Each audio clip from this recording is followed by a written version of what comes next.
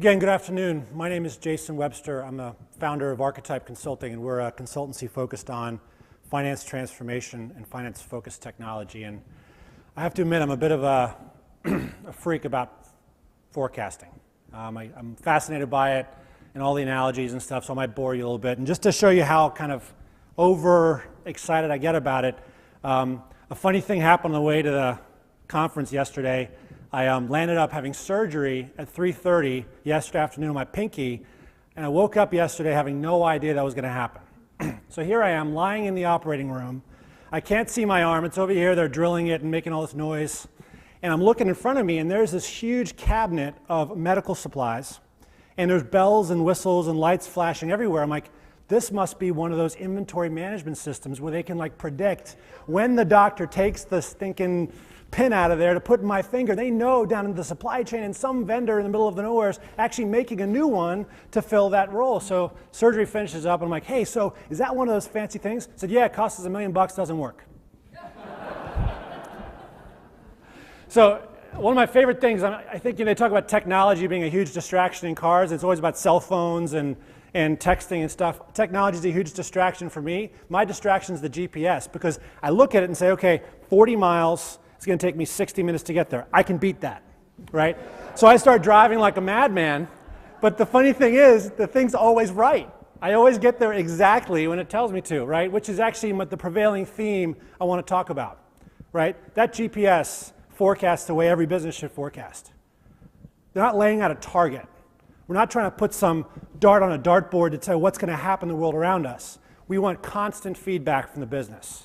Constant communication with our customers, our supply chain, finance, operations, so that what's predicted is exactly what happens. Nobody likes surprises, right?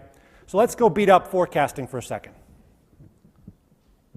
Okay, so remember Big Earl a couple weeks ago? You probably forgot him already. He wasn't so big after all. This, if you look up here, you can see this mess of lines. When Hurricane Earl was off the coast of Florida, those are the projected paths. In fact, there's a black line you can barely see that takes it past Pittsburgh, right? So I'm looking at this and I'm saying, okay, guys, like, listen, how far is it from, I know Jacksonville to Boston's like 1,000 miles driving, not straight line. And that path across there is well over 1,000 miles. Like, how good are these guys, right? So if you're a meteorologist, your number one business is forecasting the future. That's what it's all about. Nothing is more important than giving us an accurate forecast. However, they stink at it. Right? Forecasting is a very difficult task, right? It's easy to predict a future, impossible to predict the future, right? So just to kind of look at that a little more closely, we all kind of stink at it. Forecasting is a perilous job, but it remains the number one core concern. Again, depending on who you ask, I pick my sources, right? So I get to tell you that it's the number one core concern of CFOs, is forecast accuracy. But we're terrible at it. Here's some big forecast flops over the last couple of years. You can read those. I'm going to read my favorite quote. This is from CFO Magazine, looking at budgeting and forecasting. This is Jim Rutherford of Varonis, Suler, and Stevenson. Are you here, Jim? Jim's not here. Jim works for an organization that's responsible for forecasting the media business. What he says is, we usually tend to be pretty accurate. Where we're not is when we're forecasting recessions. So, okay, great. That's real helpful, Jim, you know. The spate of cloudy crystal balls highlight an uncomfortable reality about telling the future. It's hardest when it's most important. So today, I want to look at the goal of the plan, the budget, whatever you want to call it. We're going to get caught up on some of these definitions, or plan, budget, forecast, whatever it is. But let's be clear, there's a noun and a verb. I think the whole world recognizes the noun as a waste of time. The verb is a great investment. So let's talk about moving from the noun to the verb, right? So to start with that, one more time. I want to beat them up one more time. So again, here's 4 different TV stations in the Kansas City area. Here's their forecast of temperature 7 days out compared to NOAA. They all stink just as much, right? So no one's any better than anyone else at forecasting. It tends to be an exact science. Let's move on. So again, forecasting's tough for A, because it's hard to find good data. B, it's hard to build the right model. But sometimes, actually, what's available to us isn't the problem. So you guys all remember back in June of 2009, GM filed for bankruptcy after 3 years of losses and market share declines. Pontiac was gone, Saturn gone, Hummer gone, 2,000 dealerships closed. They lost, 82 billion in, well, anyway, taxpayers picked up 60%, right?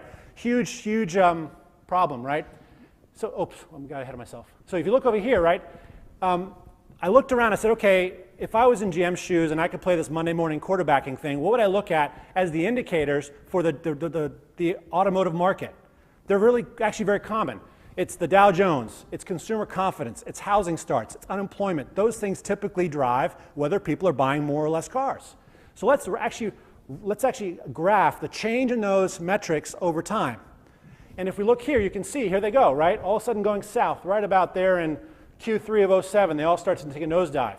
Meanwhile, Rick Wagoner in Q1 of 08 is saying, hey, listen, I know there's some concern here, but I think we're going to have a pretty good year. It's going to be flat year over year, maybe a little weak in the first half of the year. Are you kidding me? Meanwhile, Hyundai, Toyota, and the third one missing, Ford, are all changing their business models, shutting things down to prevent what happened to GM. So again, the problem with the planning and the budgeting is not so much the data, it's the purpose of the plan. What was the goal of the plan he was communicating to his shareholders?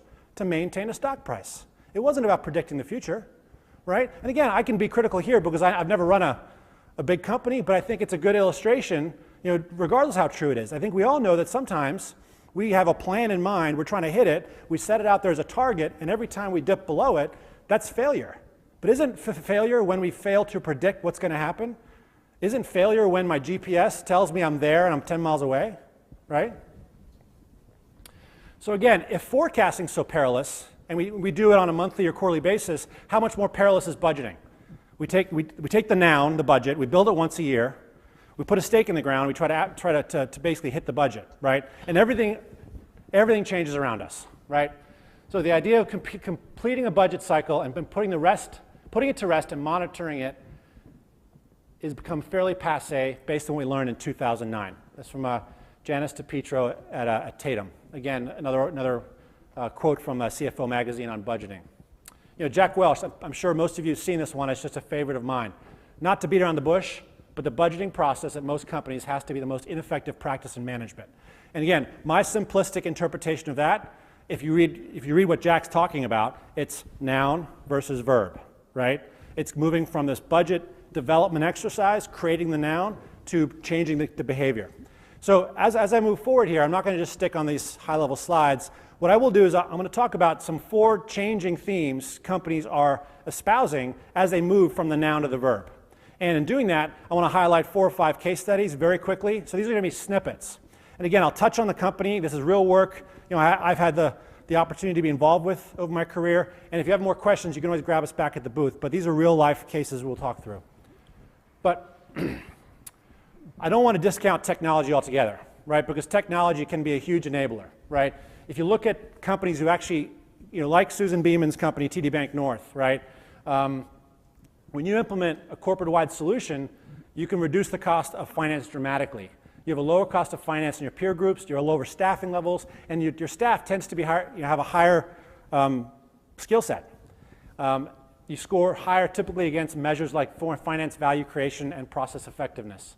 However, through 2011, 50% of companies who actually spend the money on technology will just replace the existing process with new technology, replace the same methodologies. They won't change how they do it, right? To me, that's the favorite of mine is paving the cow path, right? It's just paving the cow path. There's really, you'll get some efficiencies, but you're really not getting what you could out of it. Again, I talked about this. The difference between the noun and the verb. And one of my favorite quotes here is, a man with 1 watch always knows the time. A man with 2 is never sure. So an illustration. When I was a kid, we played Marco Polo in the pool, right? You get in there, you close your eyes, everyone scatters, and you yell, Marco. You guys gotta help me. Marco. Okay. And then you start to explore to find them, right? But what happens is as soon as I say Marco, they say Polo over there. I go this way, they go that way. And then as you get older, the older kids learn how to game the system. What do the older kids do? They say, Marco, Marco, Marco, Marco, Marco, gotcha, right? Game over, no one plays anymore because everyone knows how to win. It's done, right? Old kid always ruins it for the young kids. But we can learn something from that because that's what our companies should be doing to forecast better, is just start yelling Marco a lot faster. The question is who you're saying it to and who's giving you feedback. And obviously the whole thing has to work on both sides.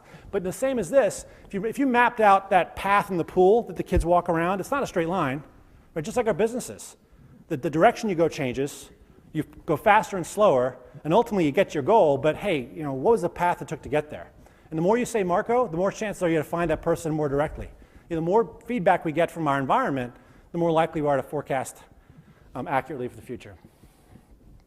Again, same thing said a different way. If we have a plan that takes us this way, we miss it in day one, what's the logical conclusion? Are we going to actually challenge ourselves twice as aggressively to have even better results, or we recognize there might be a new plan that needs to be updated?